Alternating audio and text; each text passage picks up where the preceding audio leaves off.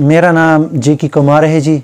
मैं बडग्राम में रहता हूँ। राम कलत हाउस से हमारी 2 ब्रांच है।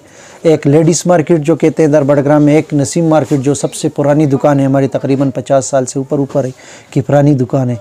तो रमज़ान में हम मुख्तलिफ़ किस्म के मुसलमानों को पैकेज देते हैं, कभी सिलसिला सूट देते हैं, कभी किस तरह। इस दफ़ा हमने ऑल ओवर रेक लगा दी क्योंकि हर एक सफ़ेद पोश भी आजकल वो आम उस दर्जे पर आ गया था मिडिल क्लास के हिसाब से। रमज़ान में ये ऑफ़र देने की वजूहत ये है कि आजकल सफ़ेद पोश लोगों के क़ुव्वत ख़रीद से कपड़े लेना बाहर हो गया था। महंगाई के इस दौर में हमने सोचा कि चलो हम 11 महीने कमाते हैं, 1 महीना अल्लाह की रज़ा की खातर हम अपने जेब से ये पैसे देंगे और लोगों को ये ऑफ़र देंगे जी। नुकसान तो है लेकिन बस 11 महीने मैंने पहले आपको बताया कि कमाई 1 महीने हम नहीं करेंगे। रमज़ान मुबारक के बरकत महीने में हम अपनी तरफ से यही कुछ कर सकते हैं।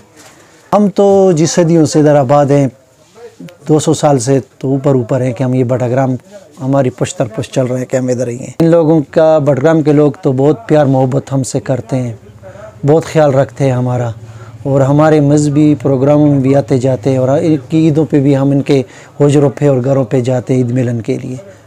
सफ़र के बारे में लोग तो हमें दुआएं देते हैं, बहुत खुश हैं। और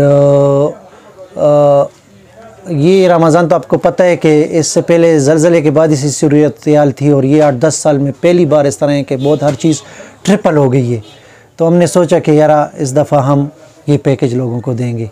मैं अपने मुसलमान भाइयों के कहूँगा कि यार जैसे आप रोज़ा रखते हैं, ये करते हैं, तो इसी तरह ये भी करें कि ये भी एक इबादत है कि लोगों को रियायत दें, उनके साथ अच्छे तरीके से पेश आएँ। और ख़ास कर रमज़ान मुबारक में ख़र्च बहुत ज़्यादा बढ़ जाते हैं। मैं मुसलमान भाइयों को ये कहूँगा कि कम से कम अगर आप 100 रुपये कमा रहे हैं तो आप 30 रुपये पे आ जाएँ। 4 से 5 हज़ार सूट 48 घंटों में हमारे बिक चुके हैं, और ये ऑफ़र इंशाल्लाह रमज़ान तक जारी रहेगी। अल्हम्दुलिल्लाह हमें तो किसी किस्म की कोई टेंशन नहीं है, हमें हर किस्म की आज़ादी है इधर, और हर किस्म हमारा लोग हम बहुत ज़्यादा ख्याल रखते हैं पाकिस्तान में।